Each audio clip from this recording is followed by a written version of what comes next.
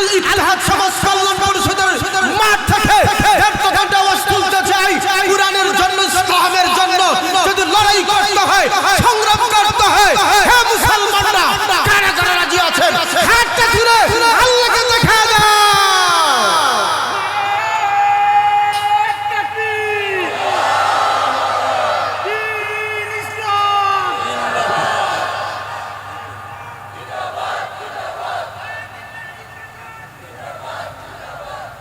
কোরআনের সৈনিক হতে চাই কি চাই না? কথা বলে চাই কি চাই না? আল কোরআনের সৈনিক আমার নেই তো কোনো ভয়, এক আল্লাহর গোলাম আমি, এই তো পরিচয় আমার, এই তো পরিচয়।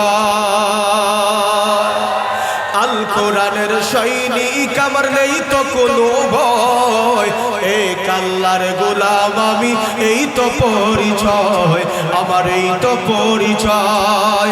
এই পৃথিবীর সবই নকল, এই পৃথিবীর সবই নকল, আসল কিছু নয়, এক আল্লাহর গোলাম আমি, এই তো পরিচয় আমার, এই তো পরিচয়। কোরআন হাদিস শাসন গ্রন্থ রাসূল আমার নেতা, উৎসাহদার চির অম্লান ইতিহাস বীর গাথা, এক আল্লাহ ছাড়া আমার দিলে, এক আল্লাহ ছাড়া আমার দিলে নেই তো কারো ভয়, এক আল্লাহর গোলাম আমি, এই তো পরিচয় আমার, এই তো পরিচয়। আল কোরআনের সৈনিক আমার নেই তো কোনো ভয়, এক আল্লাহর গোলাম আমি, এই তো পরিচয় আমার, এই তো পরিচয়। আওয়াজ দেন, কথা বলেন ঠিক না বেটি? আমাদের পরিচয় একটাই, আমরা কার গোলাম? আরো জোরে বলেন, আমরা আল্লাহর গোলাম। আবার কোরআনকে ধরে যখন আমরা মুখের মধ্যে চুমা খাই, এটাও কিন্তু কোরআনকে ধরা, কোরআনকে চুমো খাওয়া, কোরআনকে ছোঁয়া। আল্লাহ পাক রব্বুল আলামিন বলেন, এইভাবে ধরলে কোরআনের হক আদায় হবে না, এইভাবে ধরলে কোরআনের মর্যাদা পরিপূর্ণ হক আদায় করা যায় না। আল্লাহ পাক রব্বুল আলামিন বলেন, ওগো পয়গম্বর, আপনি আপনার উম্মতদেরকে আপনি জানিয়ে দাও, কোরআনকে যদি ধরতে হয়, আল্লাহ পাক রব্বুল আলামিন বলেন, উতলু মা উহিয়া ইলাইকা মিনাল কিতাব। আল্লাহ পাক রব্বুল আলামিন বলেন, ওগো পয়গম্বর, কোরআনকে ধরার উদ্দেশ্য হইল আপনি কোরআন থেকে পাঠ করেন, কোরআন তেলাওয়াত করেন, কোরআন পড়েন। আপনার উম্মতদেরকে বলেন তারা যেন কোরআন পড়ে, কোরআনকে ধরে। আল্লাহ পাক রব্বুল আলামিনের নির্দেশ হলো কোরআনকে ধরো, কোরআন বুঝো, কোরআন মাফিক জীবন যাপন পরিচালনা করো। এটাই হলো কোরআনকে ধরার এক পন্থা। কোরআনকে আপনার হাত দিয়ে বুকে লাগাইয়া চুমা যদি খাও, কিন্তু কোরআনে যেগুলা হালাল বর্ণনা করলো আপনি তা মানলেন না, কোরআনে যেই সমস্ত বস্তু নিষেধ করলো ওই সমস্ত বস্তু থেকে আপনি বিরত থাকলেন না। যতই চুমা খাও, যতই বুকে আগলে রাখো, এই কোরআন আপনি আমার পক্ষে সুপারিশ হবে না। আপনি আমি কোরআনকে যদি ধরতে হয়, আপনি আমাকে কোরআনকে পড়তে হবে। কোরআন পড়ুন, কোরআন বুঝুন, কোরআন শিখুন। আপনি আমি ঘরের ভিতরে সুন্দর করে কোরআনকে সাজিয়ে রাখলাম, দিনের পর দিন যায়, রাতের পর রাত যায়, সপ্তাহের পর সপ্তাহ যায়, মাসের পর মাস যায়, বছরের পর বছর যায়। এমন কপাল পোড়া মুসলমান, ঘরে কোরআন আছে, খুলে একটু পড়ার আমার সুযোগ হয় না। সেদিন নাই, আপনি আমার ঘরে সব কিছু ওপেন বাজে, আপনি আমার ঘরে সব কিছু চলে, কিন্তু কোরআন চলে না। মুসলমান, আপনি আমার জীবন থেকে সবচাইতে দামি, সবচাইতে মহব্বতের পাত্র হলো কোরআন। এই কোরআনকে আপনি আমি পড়ি না, কোরআন তেলাওয়াত করি না, বুঝারও চিন্তা করি না। এই জন্য মানুষ আজকে ব্যর্থ, মানুষ আজকে ব্যর্থ। আমরা যদিও দেখি মানুষ সফল, যদিও থেকে টাকা আছে, পয়সা আছে, সব কিছু তার আছে, আমরা মনে করি ওই লোকটা সফল। কিন্তু যার জীবনে কোরআন নাই, যার জীবনে ইসলাম নাই, যার জীবনে আল্লাহ নাই, যার জীবনে রাসূল নাই, ওই লোকটা দুনিয়াতে চাকচিক্যময় অবস্থায় সফল হতে পারে, কিন্তু আমার আল্লাহর কাছে সফল না। এই জন্য আপনি আমার সামনে কোরআন আছে, কোরআনকে ধরতে হবে। কোরআন এমন একটা দামি, এমন একটা দামি গ্রন্থ। আল্লাহ পাক রব্বুল আলামিন কোরআন সম্পর্কে বলেন, শোনো শোনো, দুনিয়াতে মানুষ অনেক বই লেখে, অনেক কিতাব লেখে। ওই কিতাব এবং বইয়ের মধ্যে শুরুতেই মানুষ ভূমিকার মধ্যে লেখে দেয়, আমার বই এবং কিতাবের মধ্যে যদি তোমরা কোনো ভুল পাও, এই ভুলটা ধরিয়ে দিলে সামনে আমি সংস্কারে আমি শুদ্ধ করে দিব। কিন্তু আপনাদের জবান থেকে একটা কথা আমি শুনতে চাই, আমার আল্লাহর কিতাবে কোনো ভুল আসেনি। আরো আওয়াজ দেন, কোনো ভুল আছে? ভুল ধরার জন্য সেই বেঈমান মুশরিকেরা ঘুমায় নাই, খায় নাই, বিশ্রাম করে নাই, কেমনে কোরআনের মধ্যে ভুল ধরবে? কথা বল ঠিক নি? আবু লাহাব, সাইবা, তাদের ঘুম ছিল না, নিদ্রা ছিল না। কেমন ভাবে মুহাম্মদকে আটকানো যায়, মুহাম্মদের কোরআন আটকানো যায়, ভুল ধরতে হবে। আপনাদেরকে একটা মেসেজ দেয়, যারা এই কোরআনকে ভুল ধরার জন্য কৌশল করেছে, আমার আল্লাহ তাদের কৌশলকে ব্যর্থ করেছেন, ঠিক কিনা? তাদের কাছ থেকে যদি শিক্ষা না নাও, তাহলে মুসলমান দুনিয়া তো তোমার সম্মান থাকবে না। আবু লাহাব 24টা ঘন্টা নবীর কোরআনকে কিভাবে দমিয়ে রাখা যায় ষড়যন্ত্র করেছে। আল্লাহ বলেন, শোনো শোনো শোনো, আবু লাহাবের অবস্থা কেমন হইল তোমরা জানো, আবু জাহেলের অবস্থা কেমন হইল তোমরা জানো।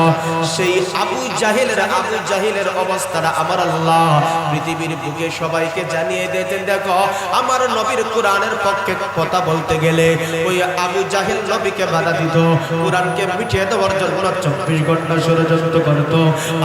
আল্লাহ বলেন, দেখো, তাদেরকে আমি দুনিয়ার বুকে তাদের বাসস্থান ঘর বাড়িকে সমস্ত মানুষের প্রস্রাবের জায়গা আমি বানায়া দিলাম।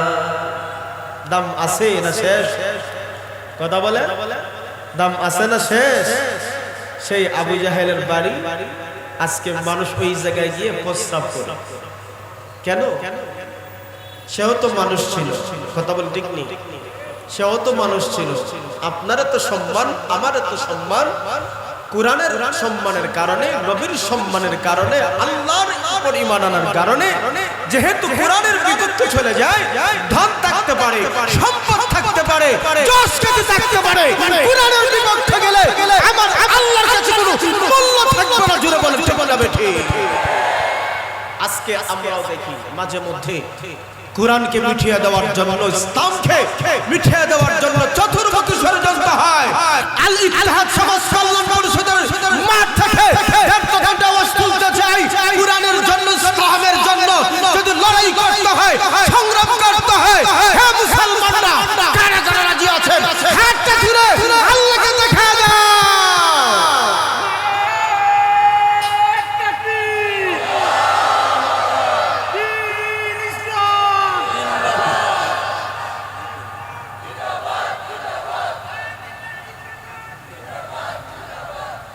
কোরআনের সৈনিক হতে চাই কি চাই না? কথা বলে, চাই কি চাই না? আল কোরআনের সৈনিক আমার নেই তো কোনো ভয়, এক আল্লাহর গোলাম আমি, এই তো পরিচয় আমার, এই তো পরিচয়। আল কোরআনের সৈনিক আমার নেই তো কোনো ভয়, এক আল্লাহর গোলাম আমি, এই তো পরিচয় আমার, এই তো পরিচয়। এই পৃথিবীর সবই নকল, এই পৃথিবীর সবই নকল, আসল কিছু নয়, এক আল্লাহর গোলাম আমি, এই তো পরিচয় আমার, এই তো পরিচয়।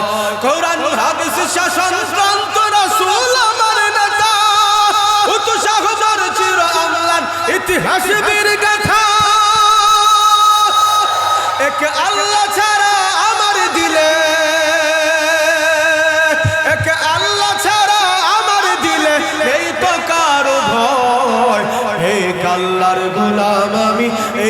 পরিচয়, আমার এই তো পরিচয়।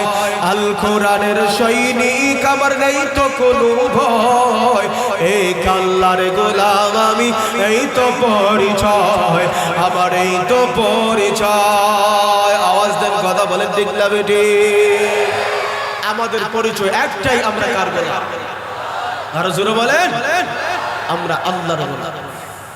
এই জন্য কোরআনের পক্ষে থাকলে সম্মান, আর কোরআনের বিপক্ষে চলে গেলেই অসম্মান। কথা বলবে বেঈমান মুশরিকেরা ঘুম ছিল না, খাবার ছিল না, কিভাবে কোরআনের স্লোগানকে বন্ধ করা যায়? আল্লাহ বলে আল্লাহর সাথে লড়াই করা সম্ভব নয়, আল্লাহর কোরআনকে মিটিয়ে দেওয়া সম্ভব নয়। আল্লাহ এবং রাসূলের কোরআনের বিপক্ষে যারা চলে যাবে, আল্লাহ বলেন আমি সাময়িক সুযোগ দেই, কিন্তু যখন আমি ধরি তখন কাউকে আমার আল্লাহ ছাড় দেয় না। এই কথা বলে ঠিক নেই? তো কোরআন আমাদের সামনে আছে না নাই? বলছিলাম কোরআনের ভুল ধরার জন্য যারাই ষড়যন্ত্র করেছে তারাই ব্যর্থ হয়েছে। এই জন্য আমার আল্লাহ বলেন আলিফ লাম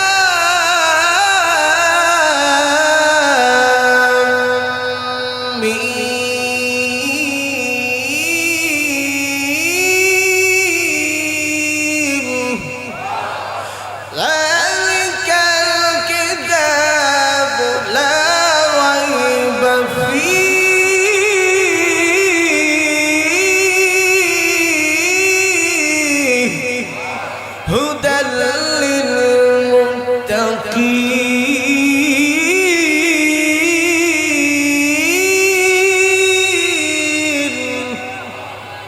বলেন ইহা এমন একটি গ্রন্থ, এমন একটি কিতাব, যালিকাল কিতাব লা রাইবা ফীহি, এই কিতাবের মধ্যে কোনো ভুল নাই।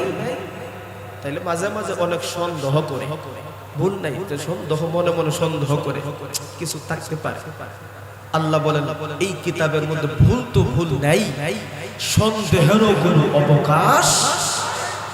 এমন এক গ্রন্থ, এমন এক গ্রন্থ আল্লাহ আমাদেরকে দিয়েছেন। এই গ্রন্থ আমাদের প্রত্যেকেরই গড়ে আছে, এই গ্রন্থ আমাদের সামনে আছে। এই গ্রন্থ আমাদের সামনে রাখলেই হবে না, এই গ্রন্থের ভিতরে আমার আল্লাহ কি বলেছেন, আমার রাসূল কি বলেছেন, এইগুলা উম্মত মুসলমান যদি আমরা পালন না করি, এই সমাজে ঐক্যের আশা করা যায় না। কথা বলা ঠিক ঠিক? যেই ঐক্যের স্লোগান দিয়ে আমরা মুসলমানরা বলি ঐক্য চাই, ঐক্য চাই, ঐক্যের বিকল্প নাই, কিন্তু আল্লাহ বলেন ওয়াতাসিমু বিহাবলিল্লাহি জামিআ, ঐক্যের জন্য, ঐক্যের জন্য আল্লাহ বলেন আমার কোরআনকে তোমরা মজবুত করে ধরো, কোরআন থেকে তোমরা সরে যেও না, তাহলেই ঐক্য গ্রহণ করতে পারবা। তাহলে ঐক্য শিখাইছেন স্বয়ং আল্লাহ। কথা বলে ঠিক? তো আমরা উম্মতরা আজকে বিভ্রান্ত আসেনি না? কথা বলে, কিন্তু আমরা কোরআন থেকে যতই আপনি ঐক্যের স্লোগান, বিশেষ করে আমরা উলামায়ে কেরাম যারা আছি, বিশেষ করে আমরা যারা দিনের ধারক বাহক রয়েছি, যারা কোরআনের কথা বলি, কোরআনের পক্ষে কথা বলি, আমরা সকলেই জানি, কিন্তু কোন না কোন জায়গার ভিতরে আমরা আটকা পড়ে আছি। হতে পারে নিজের স্ট্যাটাসকে নিয়ে, হতে পারে নিজের দলকে নিয়ে, নতুবা যে কোনো একটা কারণে আমরা এক জায়গায় আটকে রয়েছি। এই আটকালকে বাদ দিতে হবে, ঐক্য যদি করতে হয় সকল মুসলমানকে আবারও নতুন করে স্লোগান নিতে হবে ঐক্যের জন্য। কোরআন সুন্নাহ ছাড়া মুসলমানের বিকল্প কোনো পথ নাই, মুসলমানের বিকল্প কোনো হাতিয়ার নাই। কথা বলা ঠিক না বেঠে? আমরা সকলে আবার স্লোগান তুলতে হবে, কোরআন ছাড়া ঐক্য সম্ভব। আমি একদল করি, আপনি একদল করেন, আপনি একদল করেন, বিভিন্ন মতামত আপনি আমার থাকতেই পারে। কথা বলতে ঠিক কিনা? আমরা ছোট মানুষ, আমরা ছোট মানুষ, এই কথা বললে কি আপনাদের মন ভরবে? বড় বড় উলামায়ে কেরাম রয়েছেন, তাদের কথা আপনাদের দিল ভরবে। আপনারা বলবেন আপনারা কতটুকু বুঝেন না বুঝেন, আমাদেরকে গাইডলাইন দিচ্ছেন। বড় বড় উলামায়ে কেরাম এটাকে বুঝে না? হ্যাঁ বুঝে, কোথাও কোনো এক জায়গায় আটকা পড়ে আছে, কোন এক জায়গায় নিজের স্বার্থের জন্য আটকে পড়ে আছে। আমি ছোট মানুষ বললাম এক কথা, যতই আল্লামা দাহর হোক, বড় আলেম হোক, সে যদি কোরআন এবং সুন্নাহকে ঐক্যের হাতিয়ার না মানতে পারে, যতই বড় আলেম হোক, সে পরিপূর্ণ জ্ঞান অর্জন করতে পারে না, এই কথা বলে ঠিক কিনা? এই কথা মাইনাস করার সুযোগ নেই, এটা আল্লাহর কথা, কথা বলে ঠিক কিনা? আল্লাহর বিপক্ষে কেউ চলে গেলে এর কথা মানা যাবে না, এর কথা মানা যাবে না। কোরআন সুন্নাহ বাদ বাকি অন্য কিছু, কথা বলে ঠিক কিনা? এই জন্য আল্লাহ বলেন ওয়ালা তাফাররাকু, বিচ্ছিন্ন হয়ে যাও। আজকে আমরা শান্তি চাই, সমাজে শান্তি চাই, পরিবারে শান্তি চাই, রাষ্ট্রে শান্তি চাই, কোথাও শান্তি নাই, কথা বলে ঠিক কিনা? কোথাও নিরাপত্তা, তার একটাই ঘাটতি, সেটা হলো আমরা কোরআন এবং সুন্নাহ থেকে পিছনে চলে যাচ্ছি। আল্লাহ পাক রব্বুল আলামিন আমার আপনার নবীকে বলেন, আগো পয়গম্বর, কোরআনকে ধরতে হলে এক নাম্বার হলো আপনি কোরআন পড়ুন, কোরআন তেলাওয়াত করুন। কোরআন পড়বা, কোরআন তেলাওয়াত করবা। এই কোরআনের ভিতরে আমার আল্লাহ বিধান রেখে দিয়েছেন। আমার আল্লাহ কোরআনের ভিতরে যেই সমস্ত হালাল বস্তু বর্ণনা দিয়েছেন, উম্মত সেইগুলা পালন করবে। যেই সমস্ত বস্তু নিষেধ করেছে আমার আল্লাহ ঘোষণা দিয়েছেন, তার থেকে তারা সরে যাবে। আল্লাহ পাক রব্বুল আলামিন নামাজ ফরজ করে দিয়েছেন, নামাজ কায়েম করো, যাকাত দাও, হজ করো, যাকাত দাও, রমজান মাসে রোজা রাখো এবং হারাম জিনিস থেকে তোমরা বিরত রাখো। মিথ্যা কথা যেমন ভাবে হারাম, মানুষের দুশ্চর্চা করা হারাম, মানুষের বিরুদ্ধে গীবত করাও হারাম, সুদ খাওয়া হারাম, ঘুষ খাওয়া হারাম, মানুষের ইজ্জত নষ্ট করা তেমনি ভাবে হারাম, মা বাবার সাথে দুর্ব্যবহার করা তেমনি ভাবে হারাম। আল্লাহ পাক রব্বুল আলামিন উম্মতদেরকে যেই সমস্ত নিষেধ করেছেন তা থেকে বিরত থাকো। আমার মুসলমান, আমরা মনে করি আমি নামাজ পড়তেছি, আমি একজন পাক্কা নামাজি, আমি একজন পরিপূর্ণ মুমিন। না না না, তুমি এখনো পরিপূর্ণ মুমিন হতে পারো নাই। আল্লাহ পাক রব্বুল আলামিন বলেন, ইয়া আইয়ুহাল্লাযীনা আমানু দুখুলু ফিস সিলমি কাফা ওয়া লা তাত্তাবিউ খুতুওয়াতিশ শাইতান ইন্নাহু লাকুম আদুউম মুবিন। আল্লাহ পাক রব্বুল আলামিন ঘোষণা করেছেন, হে মুমিন মুসলমান, আল্লাহ ঈমানদারদেরকে ডাক দিয়েছেন। আমরা এখানে মুমিন মুসলমান এক জায়গায় জমা হয়েছি, বোঝা গেল আল্লাহ আমাকে ডাকে, আপনাকে ডাকতেছে। আমার আল্লাহ ডাইকা বলে, মুমিন মুসলমান উদখুলু ফিস সিলমি কাফা, তোমরা পরিপূর্ণভাবে ইসলামের মধ্যে প্রবেশ করো, পরিপূর্ণভাবে তোমরা ইসলামের মধ্যে প্রবেশ করো। এর দ্বারা আমার আল্লাহ বুঝে দিচ্ছে, তুমি শুধু নামাজ পড়ো, তুমি মনে করো তুমি একজন মুমিন মুসলমান, না না না, তুমি পরিপূর্ণ ঈমানদার হতে পারো নাই। আচ্ছা বুঝলাম, তুমি নামাজ পড়ো, রোজা রাখো, হজ করো, যাকাত দাও, সবগুলা তুমি পরিপূর্ণভাবে মানো। আমরা মনে করি আমি একজন মুসলমান, কিন্তু দেখা যায় তুমি পর্দা করো না, পর্দা করো না। আজকে সমাজে পর্দার ওয়াজ তো মোটামুটি হই না, কারণ পর্দার মুসলমানের সাথে আজ সম্পর্কই নাই, কথা বলেন ঠিক? আমি নামাজ পড়ি, রোজা রাখি, হজ করি, যাকাত দেই, মোটামুটি আমি এইগুলা করি, আর আমি ধারণা করে বসে আছি আমি মুমিন মুসলমান পরিপূর্ণ। কিন্তু আল্লাহ পাক রব্বুল আলামিন বলেন, না না না, তুমি কয়েকটা মানলা আর অনেকটা ছাড়লা, তুমি মুমিন হতে পারো নাই। যদি মুমিন হতে হয় পরিপূর্ণ প্রবেশ করো, ইসলামের মধ্যে দাখিল হও। এই জন্য আল্লাহ বলেন, কোরআন ছাড়া কোনো বিকল্প কোনো পথ নাই। কোরআন বুঝো, কোরআন মানো, কোরআনের সাথে সম্পর্ক রাখো, কোরআনে যেইভাবে বলেছে সেইভাবে তুমি চলার চেষ্টা করো, তাহলে তুমি একজন মুমিন মুসলমান। আল্লাহ পরপক্ষে আল্লাহ ঘোষণা করে দিল, তোমরা জানো না তোমাদেরকে কোরআন থেকে পথ হারার জন্য তোমাদের চরম শত্রু হলো শয়তান। শয়তান তোমাদের পরম শত্রু। এই জন্য শয়তান তোমাদেরকে পথ হারার জন্য 24টা ঘন্টা সে কৌশল, নিত্য নতুন কৌশল তোমাদের সামনে বাগির করে আবিষ্কার করে। এই জন্য শয়তানের পদাঙ্ক কখনো অনুসরণ করা যাবে না। ও মুসলমান ভাই, আল্লাহ পাক রব্বুল আলামিনের কথা ছাড়া, নবীর আদর্শ ছাড়া আমার আপনার জীবনকে কখনো সুন্দর করা যাবে না। এই জন্য তো রাসূল ঘোষণা করে দিয়েছেন, আল্লাহ বলেন, ওয়াতাসিমু বিহাবলিল্লাহি জামিআ। আল্লাহ বলেন, সমাজে তোমরা যদি ঐক্য করতে যাও, সমাজে মুসলমান যদি এক প্ল্যাটফর্মে থাকতে যাও, আল্লাহ বলেন আমার কোরআনকে রশ্মি হিসাবে ধরো, রশ্মিটাকে মজবুত করে ধরো।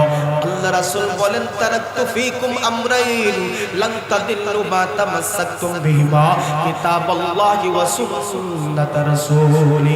আমার রাসূল বলেন শুধু কোরআন ধরলেই পরিপূর্ণতা হবে না, রাসূল বলেন তোমরা কোরআনের পাশাপাশি নবীর সুন্নাতকে আঁকড়ে ধরো, তাহলে সমাজে গুমরাহি পথ মত উম্মত তোমাদেরকে গ্রাস করতে পারবে না। কথা বলেন ঠিক কিনা?